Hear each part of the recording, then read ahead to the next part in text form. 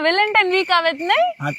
હા તો બીજા બધા બોયઝ ને તો કેટલું ટેન્શન હોય કે છોકરીઓને શું ગિફ્ટ આપવી ને, પણ તારે તો મારા માટે આવું કઈ ટેન્શન લેવાની જરૂર જ નથી હો.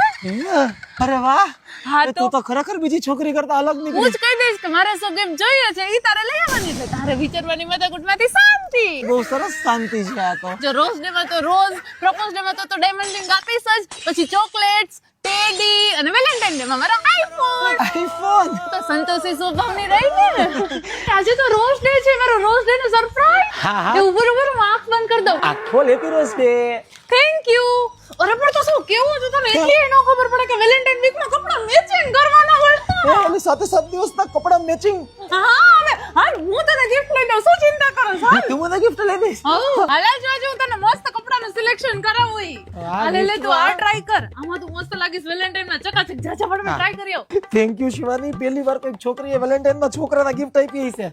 હું કેટલો લકી છું. મસ્ત લાગે, ચાલે જા આ ટ્રાય કરી આવ. લે પણ આટલો ખર્ચો કરસ. અરે ઈ તું ચિંતા કરવા ને, બાય ટુ ટેક 5 ની ઓફર ચાલે છે. ઝપડ માં ટ્રાય કરી આવ, Thank મસ્ત you. લાગશે.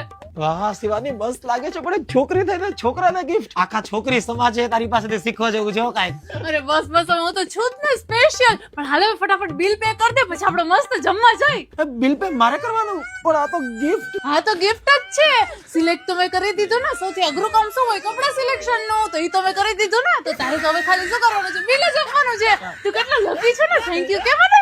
કે થેન્ક યુ કે. Thank you.